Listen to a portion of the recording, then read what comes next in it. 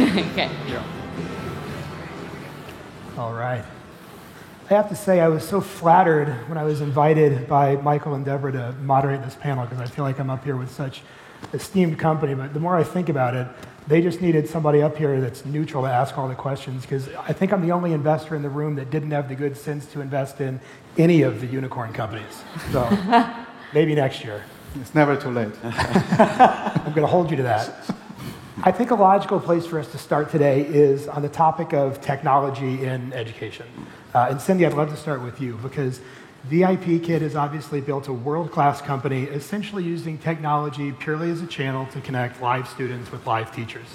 And of course, there's another school of thought that one day artificial intelligence might actually replace teachers entirely. So I'd love to know, how do you see it?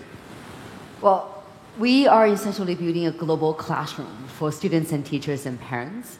So we believe that humanity should be empowered by technology. So whatever we do, we always think, what our teachers need. They're always the center of everything. They're the heart and soul of the classroom. So income, impact, whatever we do with technology will be to empower that. And then students, they want engaging class. They want to be learning to be personalized and fun. So everything we do will be around that as well. And parents, they want to be informed and engaged and participating in their children's education, right? So I think technology should always be building around all these requirements and needs from our users and then making it a true global classroom. I want to go to your friend Dun for a second, because Dun, 17 EdTech has been pretty progressive in applying technology to the education experience through conversational chatbots, AR, VR. I'm curious, how far do you think you can take the application of technology? Thank you, Martin. And I'd like to share a user story quickly. We have a teacher in Shandong province in a village in China, and he's a Chinese and politics teacher. And he noticed that there's no English teacher in his school.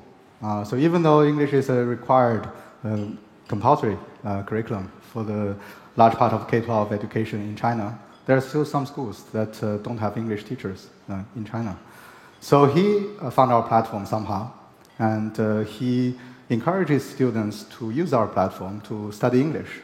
And I noticed him first when I looked at some data, and I realized that there was this big class of students who were practicing English on our platform at 5:30 or 6 a.m. almost every morning. And one day I actually met this teacher in person at a conference like this in China. And he said, I'm so grateful to you for building such a platform. And I asked him, why? And he said, it may be just a compliment to other teachers and other students, but in our school, in this village, this is their only chance. Without this platform, they could probably have not learned English whatsoever. And he talked about how we use conversational AI to facilitate students speaking with AI to practice their English daily. He talked about how automatic grading helped him save hundreds of hours of work, repetitive work, marking the homework, and giving him timely and efficient feedback. And he talked about how this platform actually helped his communication with his students, his parents, and among the students themselves. But then I said to him, and I said, I'm actually more grateful because, maybe without all these wonderful technologies, it would make it more difficult for your students to learn English. But without you, without your vision, that, it's not just about learning language, it is about learning how to communicate and how to know the world and understand better yourself and your role in this world. Without your persistence, and I can only imagine the challenges he had to go through to persuade his students and maybe the families about this new innovative way of learning something that they probably never learned before. None of this would have happened. So I absolutely echo what Cindy said, and I think technology, is going to keep advancing, and we're thinking of, for example, putting some of our data on blockchain so that we hold the exam scores more accountable. And we are making breakthroughs in pattern recognition so that we can now recognize handwriting. And we can, I think these things will keep advancing, and we collect over hundreds of millions of learning data points every day. And I definitely believe the more we understand, about this data, the more we understand about learning and teaching, and the more we can help our users. But I think essentially it is these teachers, these people who are driving the real innovation in education. And the end product, if that's the right word for it, for education is people.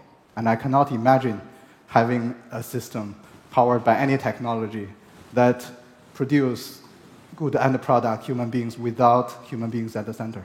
You know, so I'm relieved to hear you say that. My mother was a fourth grade teacher, so this is very encouraging. So she's not being replaced by robots anytime soon. not at all.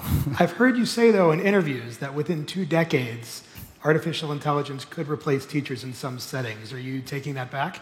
No. So in Chinese word, education, 教育, has 2 characters. First character is 教, which basically means teaching. The second character, 育, means kind of cultivating or growing. And I think what this teacher, Zhang Yiqiang, the teacher in Shandong, what he mentioned, what we helped him do, it was large part of the teaching. And it was things that were not even teaching as actual teaching. It was teaching that could have much better be done by systems and algorithms and machines. I think this, maybe 80% of this mundane teaching part can be upgraded and partially replaced by AI. But the cultivating part, the growing part, that is a human touch of education. And interestingly, AI in Chinese means love. So it's something about Chinese language, but and I think that's a wonderful coincidence. It's because all these people here, in this summit, have a love for learning, have a love for education, and have a love for children and the future, that we have this thing called education that makes us different to most of the other species in the universe. And I think AI will help us get closer to our nature of love, and I think that is definitely the future. And I do see that a lot of what teachers used to do to be very remote from love. So, I think we can all work together on this and help the teachers grow as well. Yeah, it's definitely the most articulate pitch on AI I've ever heard, so amazing. Marcus, how do you view the role of technology versus human teachers in language learning? The irony is that at Babel, we don't use direct teachers. So our platform is purely interactive, and the courses are just there.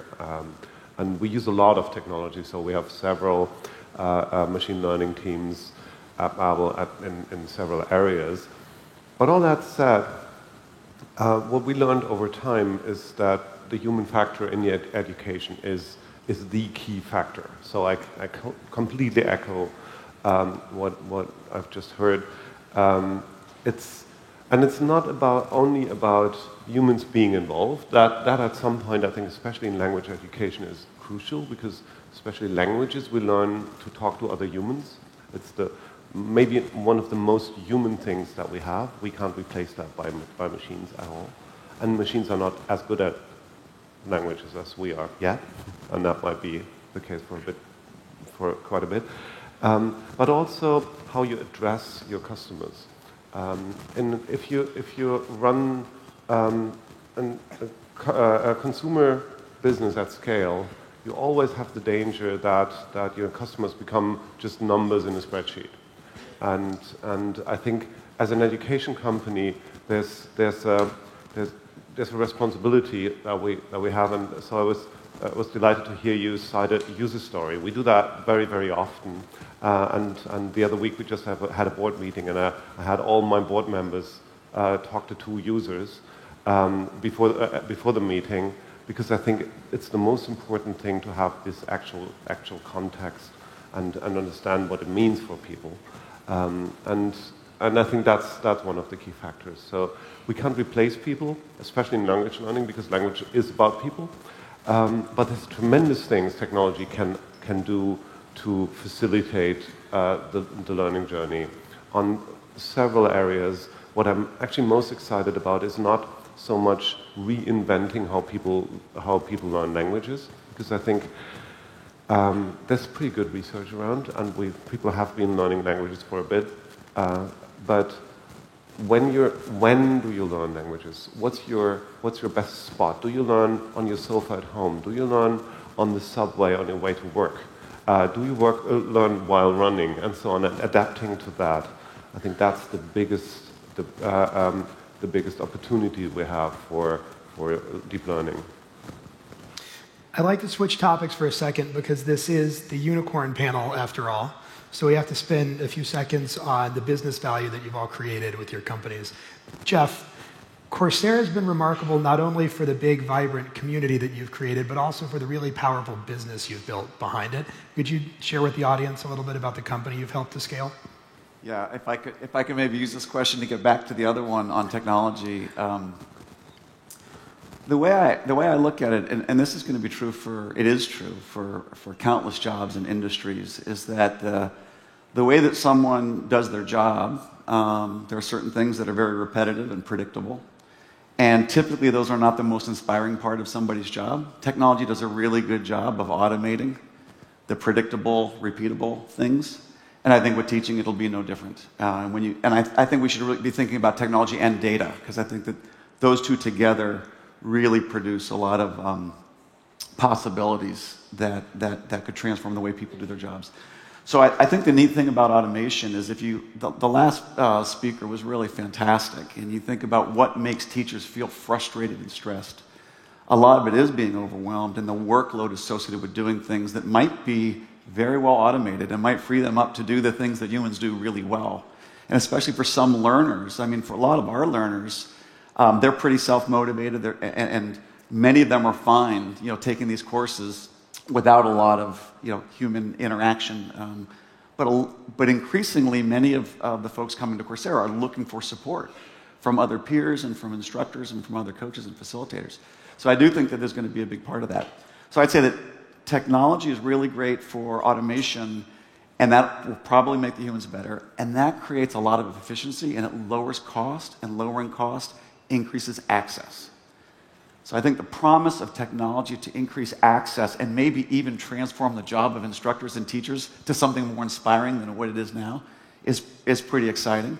I will also just say, and this kind of gets to the business model, that when we think about Coursera, I'm a little bit of a nerd when it comes to this. I love the idea of a platform business model. It's a really powerful concept that didn't really emerge until technology enabled producers to create things using tools, enablement tools, and for consumers to come and find the things that were created and to match these consumers and producers. And to some degree, the platform just enables the creation of these services and the ability for people to actually get value out of it. The world that is challenged now by a lack of education, it is such a diverse and global challenge.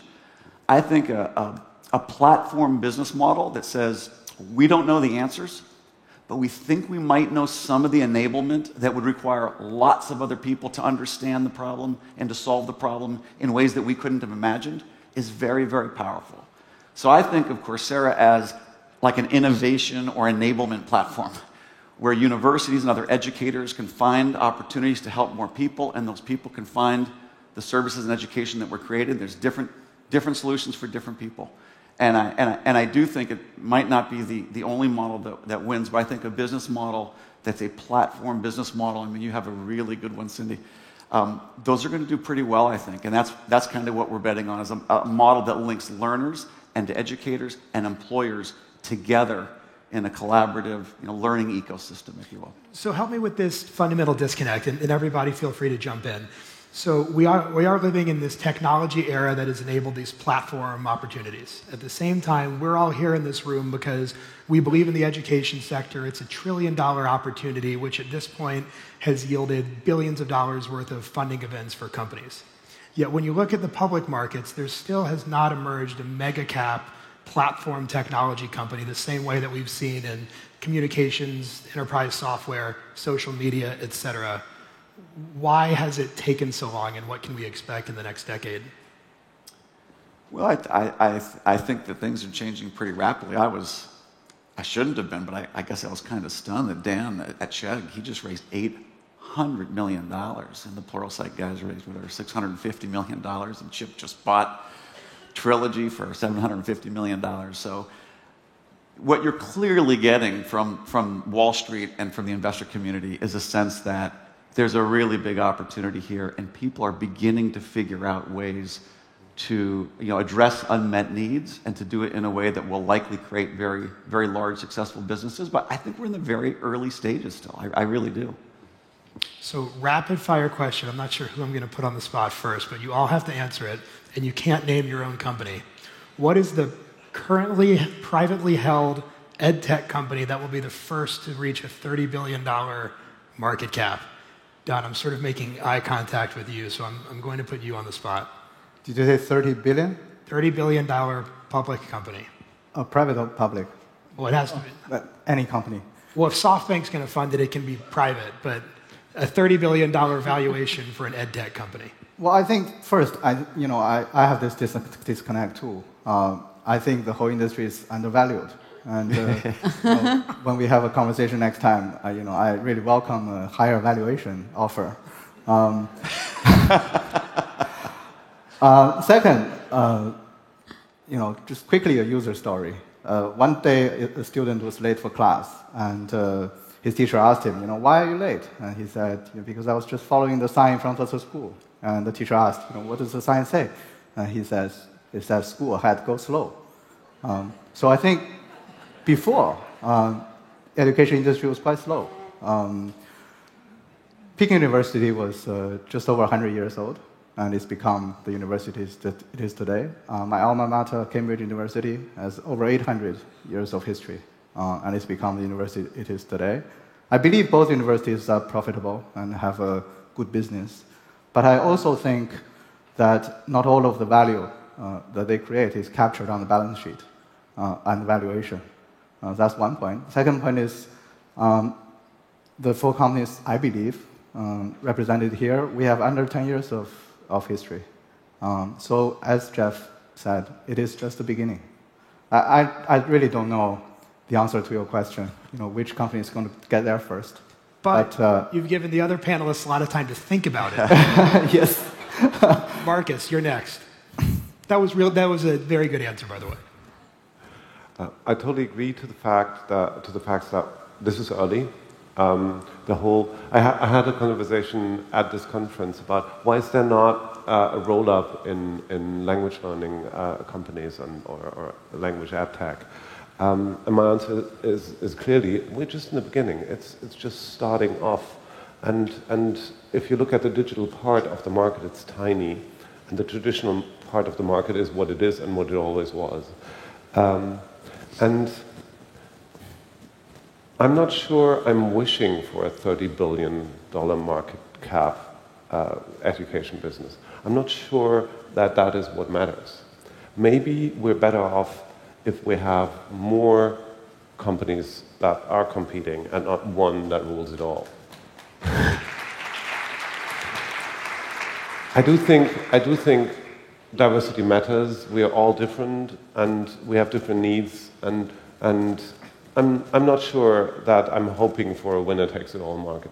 I'm definitely running the business as if it was one, but I'm still hoping there's place for an ongoing diversity in this market. I do think one thing you're highlighting is there's so many amazing entrepreneurial stories out there, and this panel is a particularly great one because 4 fantastic companies based on 3 different continents.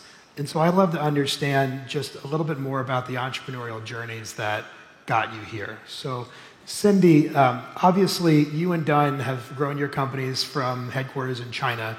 What is it about that domestic market that's helped you to grow so quickly? Yeah. I think we're very lucky in China because we have so many babies. Children. We have 17 million newborns every year. And if we talk about the generation of the parents, 20 years ago, 80,000 graduate from college every year, and the number last year was 8 million. Wow. So we have a group of young parents that are globalized, and many of them travel abroad. And last year, 150 million traveled abroad. So they demand for a global education. They want their children to be taught in a global setup today. And then when we grew our business, the generation of kids also are very fun to talk about. They're born in 2010.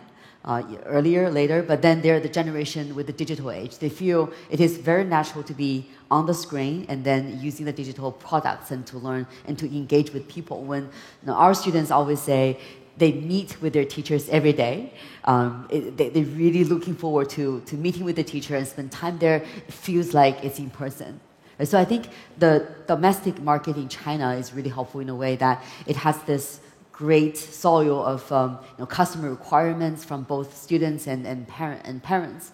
And then what I want to talk about also is the teachers here in the US. We are very lucky to be working with the great teacher community who loves students, want to teach, love what Marcus said just now, not just for the income, but for the love and for the connection to help a global student profile. So our teachers get up every day very early in the morning, 4 a.m., 5 a.m. We have a teacher whose name is Rebecca. She's from Portland, Oregon, and she has 7 children. So she stopped teaching with school quite a few years ago, but then when she found VIP Kid, she found the passion to teach again. And also she's now the breadwinner of the house. She makes a lot of money. She last week brought the family all to China and visited the village where she's been working with the rural school project that we've been built over the years also as well. We've been helping 1,000 schools to learn for free in rural city. So our teachers go to the classroom virtually every week. We have 600,000 students are paying, but we really want to make sure that with all the technology we develop, the platform, the teacher resources, we're able to help more students, therefore the re-education program. But then Rebecca is really special. When she showed up, the whole village stand in the school, and then they're greeting teacher Rebecca. They're saying, hello teacher, hello teacher. So it's such a moving story when they finally meet in real life. While they also meet every week on virtually. So it's amazing. It's amazing. Jeff, you've similarly built an amazing company, and of course you've done it in Silicon Valley. And for all of the conventional wisdom that the Bay Area is a hotbed of innovation and technology proliferation, you're the only company on the panel that's done this from Silicon Valley. Has that been a good thing or a bad thing? I don't know. I don't know. When I graduated, I was 27. My previous company, I was a CEO for 18 years, and coincidentally, it was started by 2 professors at Stanford. One was in economics, Bill Sharp. He was a Nobel Prize winner, and his passion was taking the research that he had done on sort of how to invest and making really high-quality independent investment advice available to people saving for retirement. And I found that inspiring, and so I did that for 18 years. And it is useful, certainly, to be in Silicon Valley in the sense that there's access to capital, there's access to expertise, there's access to good talent. There's a continual torrent of new ideas and new ways of thinking, so that's really helpful.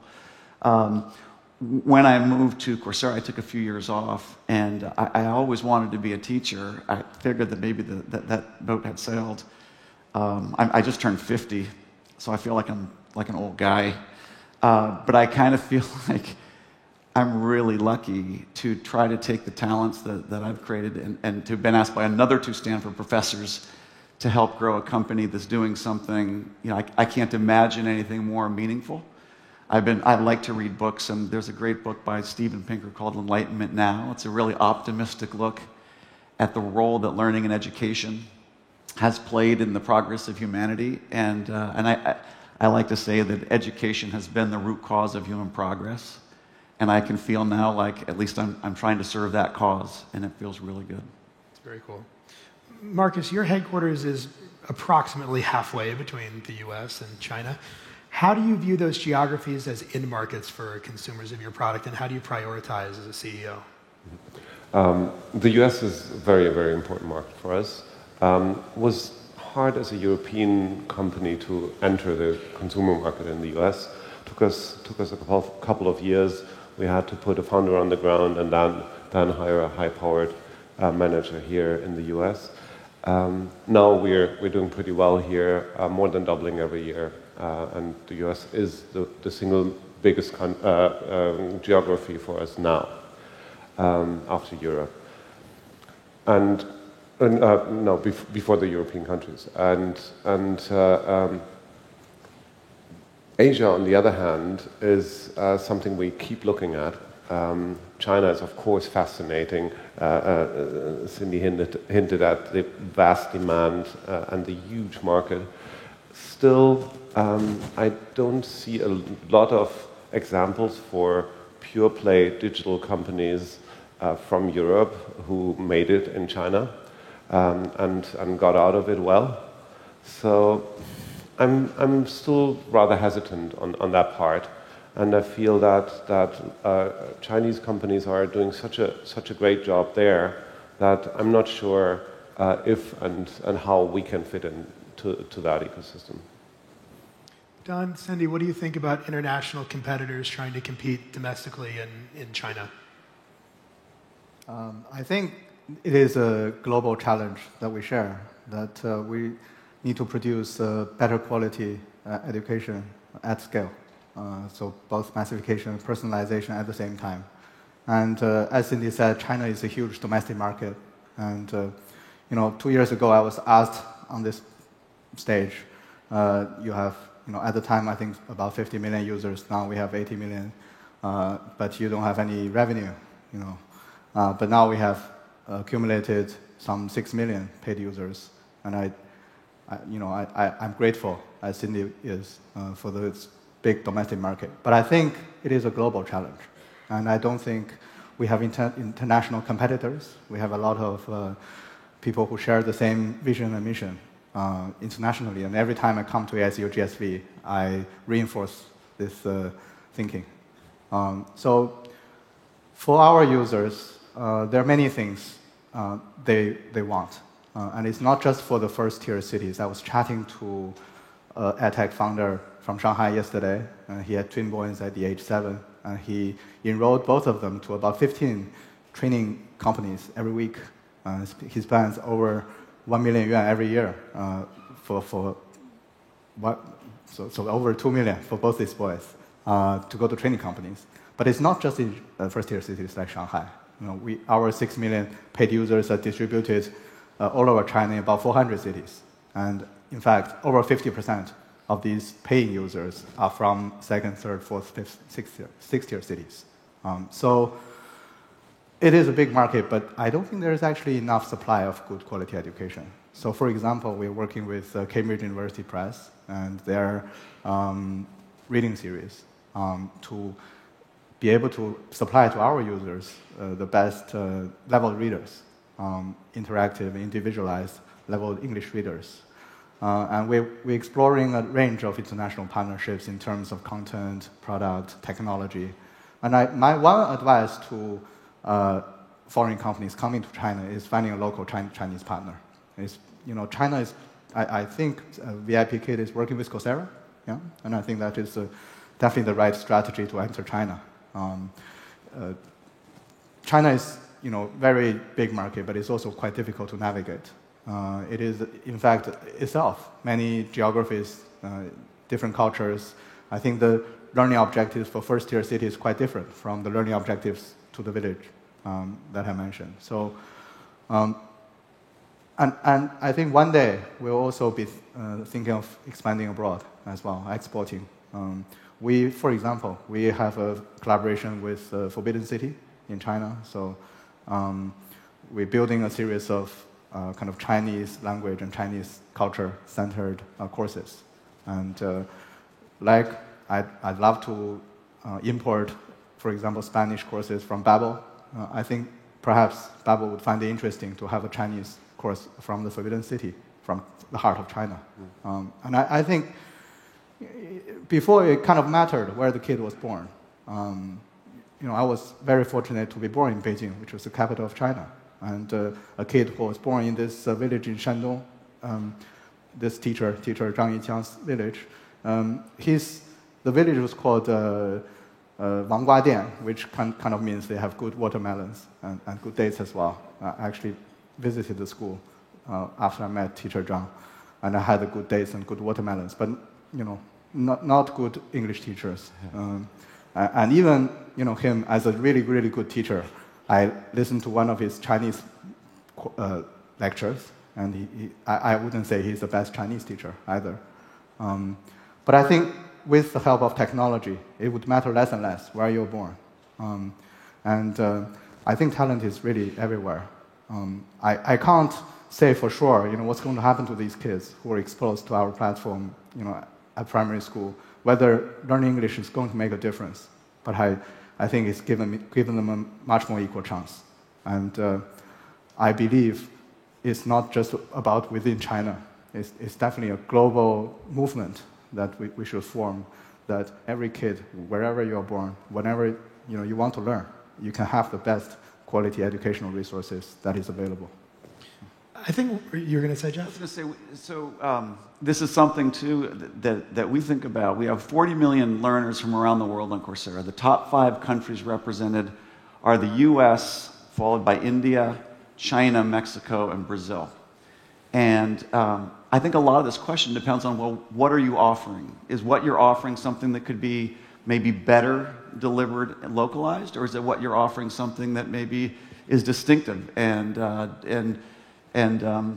is not available on a localized basis? And so we have over 160 universities. They include 15 in Latin America who've published 400 courses in Spanish. So not only are the courses in Spanish, they come from the most esteemed universities in Latin America. And we have 15 partners in China, and we have over 100 courses in Mandarin, and we have 8 partners in Russia, and we have over 200 courses in Russian. And so I think it kind of depends on what you're trying to do and what your learners need. And so I think there's certain types of courses and certain types of credentials that will not be as valuable if they're localized. And on the other hand, some of our partners in China, some of our universities, they want to educate people outside of China. And so it really kind of depends on what is the nature of the service you're providing and what is your distinctive advantage in providing it. I think one of the things that we keep hearing on this panel, and something that gets us really enthusiastic about continuing to support the sector, is I don't think any of the 4 of you really view each other as competitors. It's not a zero-sum game, and everybody's advancing the same causes around redefining borders, redefining the credentials and degrees as we define them today.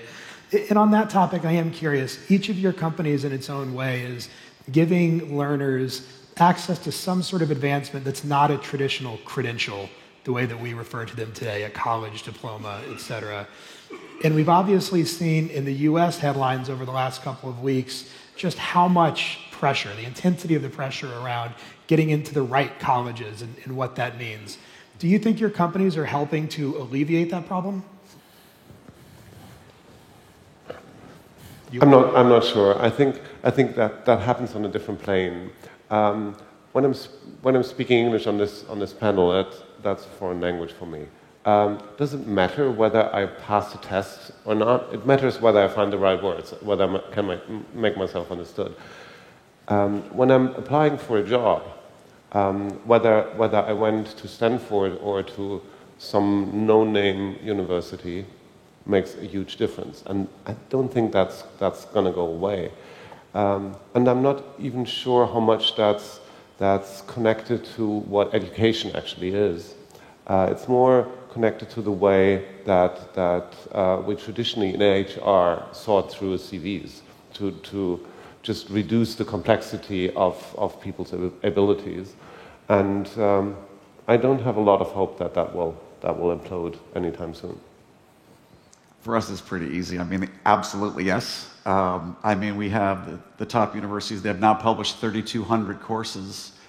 And the open courses, if you pass them, you do get a credential, it's a certificate. It's probably sort of valuable on your LinkedIn. It's not as valuable as a degree from a college. But we now have 14 degrees that are available. They're accredited. They're issued by our partners, not us. You can get an MBA from Illinois. It is the same MBA that you would get. They walk across the stage in their gown. They're alumni. University of Pennsylvania, our first Ivy League degree is on Coursera, and there's a lot more coming. So we see a world where These open courses were a first step. We didn't know where they were going to go. They provide tremendous access and a learning path to other credentials, and not just degrees, but degrees are not going to go away. In fact, they're evolving pretty interestingly, and now there are stackable learning paths from a Google IT Cert, 5 courses authored by Google, where if you pass these, you can get hiring opportunities, and you also get credit towards our Bachelor's of Computer Science from University of London, which you could totally take online for less than half the price of being on campus. So there's a mixture of credentials, and depending on where someone is in their life, what they want to learn and what credential they want to earn, and how that leads to learning paths and credential paths, it's emerging in a really exciting way. So I like to say that MOOCs are the gateway to online degrees, and almost all master degrees are going to be going online and much more accessible than they've ever been. Well, for us, it's totally yes as well. Our students, 600,000 of them, are now in this global classroom that is learning with their favorite teacher. They are able to, for the first time, find the most suitable or the teacher they like the best to work with. And this really inspired the students. And then the content is very well curated. We work with so many partners around the globe to get our students the best readers, the best curriculum content, and also the one we're building in-house. And then this global classroom also connects them with other kids on the planet as well. We have a young teaching fellow program we've been experimenting, piloting. So we're putting together one children learning Mandarin on our LingoBus platform with a child that is learning English on our VIP Kid platform. So this really, by building this global classroom, children, they have the joy of learning, and now they have the access to the best teachers and content and everything. And then also for our teachers, this is also continued professional development. Last year, about 1 million teachers applied for the opportunity, and we're able to work with 50,000 new teachers. But along the way, even when we're recruiting the teachers, we do a lot of professional development online. And we've built so many courses with our partners, with Coursera, with TESOL, and also continuously, as our teachers progress in their teacher journey, when we launch new courses, we also work with them to give them the new mini credentials so they can teach additional age groups or additional content. So this digital way of delivering the learning for our students and teachers enables them to get access to this global classroom platform where they can keep learning and growing themselves. And oftentimes our teachers say they're learning way more from their students than they're teaching them. So it's a learning experience for them as well. This is such a great group of CEOs. I have so many more questions. But with the minute or two that we have left, I'm going to attempt one more lightning round. Quick questions from me, short answers from the panel, starting with you, Marcus. Between Google, Facebook, Netflix, Tencent, Alibaba, who do you think is the most likely to be your competitor?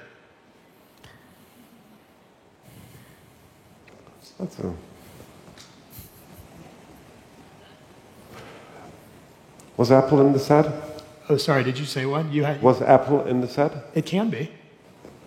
I would say that's the most likely, but all over, I don't think it's likely at all. All the companies are looking at education. Apple specifically, in the past more than today, unfortunately, and some of them have done great things there. But I don't see them competing. They're not fast enough. They're not nimble enough. If they compete, they usually buy up companies to do so. I don't see a threat from there. We're not a travel company that fears that Google suddenly pulls up travel results in their search. So maybe Apple, probably nobody. Yeah. Cindy? Well, you investors are competitive. We found ourselves a gladiator. So, for one time, I think this is opportunity to work together with everyone. Right? So we need everything, like content. We need technology. We need software. We need hardware. So collaborators. If I had to pick one, I would say Google. They're one of our best partners. But if technology and data move fast enough, long enough in the future, there's probably all sorts of education and credentialing that could be done, especially in tech-related jobs. But they're one of our best partners. That would be my best answer, though. But frankly, I don't see them as a competitor at all. Done? Yeah, none of the above. And our company name, 17EdTech, means education and technology together. And I think these companies you mentioned, they are very strong in technology, but perhaps not so strong in education. So if they want to be stronger in education, the best play for them is actually to work with us. So I welcome collaboration from any of the companies you mentioned. Last lightning round question. May I invest in your company? May you invest? I think you missed out on that. You are trying to create this 300 billion valuation company, right? Yeah, exactly. We'll do it. No, I'm 0 for 2. Time 0 will for tell. 3. I don't know. I'm going to work on you over lunch. Done. Okay, everybody. Thank you so much for joining us. Have a great afternoon. Thank you.